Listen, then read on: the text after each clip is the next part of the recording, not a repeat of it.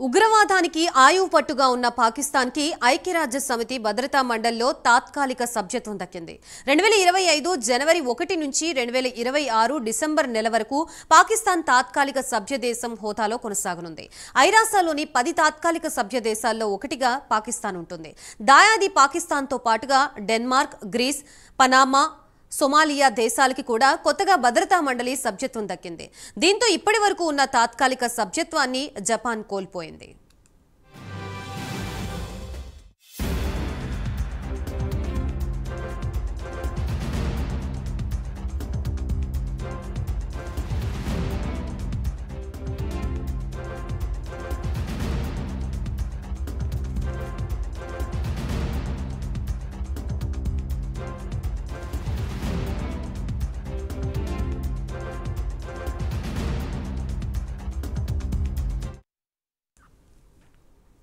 ఉగ్రవాదానికి ఆయువు పట్టుగా ఉన్న పాకిస్తాన్కి ఐక్యరాజ్య సమితి భద్రతా మండలిలో తాత్కాలిక సభ్యత్వం దక్కింది. 2025 జనవరి 1 నుంచి 2026 డిసెంబర్ నెల వరకు పాకిస్తాన్ తాత్కాలిక సభ్య దేశం హోదాలో కొనసాగనుంది. ఐరాసలోని 10 తాత్కాలిక సభ్య దేశాల్లో ఒకటిగా పాకిస్తాన్ ఉంటుంది. దాయాది పాకిస్తాన్తో పాటుగా డెన్మార్క్, గ్రీస్, పనామా, సోమాలియా దేశాలకి కూడా కొత్తగా భద్రతా మండలి సభ్యత్వం దక్కింది. దీంతో ఇప్పటి వరకు ఉన్న తాత్కాలిక సభ్యత్వాన్ని జపాన్ కోల్పోయింది. ప్రస్తుతం ఇదే అంశానికి సంబంధించి మనకి పూర్తి సమాచారం అందించడానికి మా ప్రతినిధి టీవీ రావు సిద్ధంగా ఉన్నారు. లైవ్ ద్వారా టీవీ రావు చెప్పండి. గాయత్రి, అంతర్జాతీయంగా ఐక్యరాజ్య సమితిలో ఒక స్థానం పొందాలి అంటే కనుక అక్కడ ఖచ్చితంగా ఒక ప్రిస్టేజ్ ఇష్యూగా దేశవ్యాప్తంగా ఆ దేశానికి ఒక పరపతి లభించిందని భావిస్తూ ఉంటారు. సాధారణంగా ఐక్యరాజ్య సమితి అసెంబ్లీకి సంబంధించి అందులో ఐక్యరాజ్య సమితిలో ఎంతమంది భాగస్వాములు ఉంటే, ఎంతమంది మెంబర్షిప్ ఉంటే వారికి అందరికీ కూడా అసెంబ్లీలో ఒక మెంబర్షిప్ కూడా ఉంటుంది. మరి ఒక సభ్యత్వ దేశాలుగా అవి కొనసాగుతూ ఉంటాయి. అయితే భద్రతా మండలికి సంబంధించి దీన్ని చాలా కీలకంగా పరిగణిస్తారు. మొత్తం 15 మంది సభ్య దేశాలు ఉంటాయి. దీనిలో ఈ భద్రతా మండలికి సంబంధించి వీరిలో 10 తాత్కాలికం, అలాగే 5 శాశ్వత సభ్య దేశాలు. అంటే ఈ 5 దేశాలకు మాత్రమే వీటో అధికారం ఉంటుంది. ఇప్పుడు తాజాగా ఆ 10 తాత్కాలిక సభ్య దేశాల నుంచి ఒక జపాన్తో సహా మరో 4 దేశాలను తొలగించారు. ఈ తొలగించిన స్థానంలో ఇప్పుడు పాకిస్తాన్తో సహా మరో 4 దేశాలను దీనిలో కలిపారు.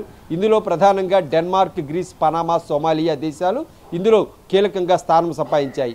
ఇప్పుడు ఈ తాత్కాలికంగా ఉన్నటువంటి ఈ దేశాలు వ్యవహరించాల్సినటువంటివన్నీ కూడా ప్రధానంగా పాకిస్తాన్ అయితే ఇప్పటి వరకు ఆల్ ఖైదా, అలాగే లష్కర్ ఇ తోయిబా వంటి మిలిటెంట్ గ్రూపులు, ఇటువంటి మిలిటెంట్ గ్రూపులతో పాటు వాటిపై ఏదైతే అసలు మిలిటెంట్లను ఎక్కడెక్కడ ఉన్నారు, ఉగ్రవాదులు అనుపానాలు ఎక్కడెక్కడ ఉన్నాయని వాటిని గుర్తించిన నేపథ్యంలో వాటికి ఎటువంటి చర్యలు తీసుకోవాలనే దానిపై ప్రధానంగా ఇక్కడ కీలకంగా ఉంటుంది. మరి ఈ వ్యవహారాలన్నీ కూడా పాకిస్తాన్ చేస్తుందా లేదా అని అంటే అది లోతైన పరిశోధన జరగాలి. మరి ఇప్పటికే పాకిస్తాన్కి అయితే కనుక భద్రతా మండలి తాత్కాలిక సభ్యత్వం మరోసారి దక్కించుకునేటటువంటి అంశంలో ఇటువైపు అమెరికా కీలకంగా వ్యవహరించి అమెరికా దాంతోపాటుగా చైనా కూడా కీలకంగా వ్యవహరించింది అనేటటువంటిది ఇక్కడ ప్రధాన సమాచారం. మరి ఇందుకు సంబంధించి ఇప్పటికే 10 సార్లు పాకిస్తాన్ 1950 నుంచి 10 సార్లు పాకిస్తాన్ ఈ తాత్కాలిక సభ్యురాలిగా ఉన్నటువంటి పరిస్థితి. ఇటువైపు వీటో అధికారం ఉన్నటువంటి దేశాలు అయితే 5గా ఉన్నాయి. వీటో అధికారం అంటే శాశ్వత సభ్యత్వానికి సంబంధించి బ్రిటన్, చైనా, రష్యా, అమెరికా ఈ దేశాలన్నీ కూడా శాశ్వత సభ్యత్వం ఉన్నటువంటి జాబితాలో ఉంటాయి. ఈ 5వ దేశంగా ఫ్రాన్స్ కూడా ఉంది. మరి ఈ దేశాలు ఇప్పుడు భారత్ కూడా ప్రస్తుతం ఉన్నటువంటి పరిస్థితుల్లో శాశ్వత సభ్య దేశంగా డజన్ సార్లకు పైగా 1950 నుంచి చాలాసార్లు డజన్కు పైగా ఇప్పటికే తాత్కాలిక సభ్య దేశంగా కొనసాగింది.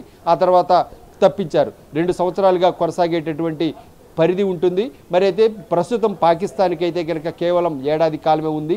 ఈ రోజు నుంచి డిసెంబర్ 31 వరకు అంటే 2026 ఇదే తేదీ వరకు కొనసాగేటటువంటి అవకాశం ఉంది. మొత్తం మీద చూస్తే శాశ్వత సభ్య దేశాల్లో భారత్కు సంబంధించి వీటో అధికారం కోసం ఇప్పుడు పోరాడుతుంటే ఇందులో ఉన్నటువంటి 5 దేశాల్లో కేవలం 3 దేశాలు సపోర్ట్ చేయాల్సి ఉంది. ఆ మూడో దేశం దగ్గరే భారత్కు వీటో అధికారం దక్కకుండా పోతుంది. ఏది ఏమైనా ప్రస్తుతం పాకిస్తాన్కు భద్రతా మండలిలో తాత్కాలిక సభ్యత్వం ఇవ్వడం కూడా దేశవ్యాప్తంగా పలు అనుమానాలకు తావిస్తోంది. ఏదైతే పాకిస్తాన్ కేంద్రంగానే ఉగ్రవాద కార్యకలాపాలు, ఉగ్రవాదులు తలదాచుకునేటటువంటి ప్రాంతాలు, ఆ దేశం శాంతి భద్రతలు ఇవన్నీ కూడా కీలకంగా మారాయి. మరి అంతేకాకుండా సోమాలియాకు సంబంధించి కూడా ఇక్కడ మనం ప్రస్తావిస్తే సోమాలియాలో ఆకలి కేకలు, అశాంతి, క్రైమ్ ఇవన్నీ కూడా తీవ్రంగా ఉండేటటువంటి పరిస్థితి. డెన్మార్క్ పరిస్థితి కూడా ఇందుకు ఏమాత్రం కూడా తీసిపోయినటువంటి పరిస్థితి. కొన్ని దేశాల్లో ఆకలి కేకలు ఉంటే ఇంకొక కొన్ని దేశాల్లో చూస్తే ఏకంగా ఉగ్రవాదమే రాజ్యమేలుతున్నటువంటి పరిస్థితి. వీటన్నింటినీ కూడా పరిగణలోకి తీసుకుంటే పాకిస్తాన్ మరోసారి తాత్కాలిక సభ్య దేశంగా భద్రతా మండలిలో స్థానం సంపాదించడం పట్ల ఆ దేశం చిత్తశుద్ధి ఏపాటితో భవిష్యత్తులో చూడాల్సి ఉంది. మరి ఉగ్రవాదులకు సంబంధించి ఆఫ్ఘాన్ వేదికగా కానీ తాలిబాన్లను ఎదిరించే విషయంలో అయితేనేమి, ఆల్ ఖైదాను మట్టుబట్టే విషయంలో అయితేనేమి, ఇప్పటికే లష్కర్ ఈ తోయిబాకు ఏదైతే దేశీయంగా వారికి ఉన్న ఆశ్రయం కల్పించేటటువంటి అంశాల్లో కానీ ఇక్కడ స్పష్టత ఇవ్వాల్సి ఉంది. ఇది ప్రపంచ దేశాలు ఉగ్రవాదానికి పాకిస్తాన్కి రెండింటికి ముడిపెడితే దీనిపై ఎన్నో అనుమానాలు ఉంటాయి.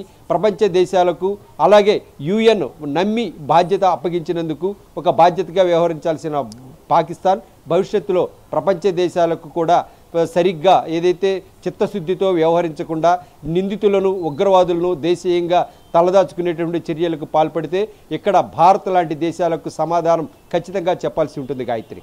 Right, thank you TV Rao.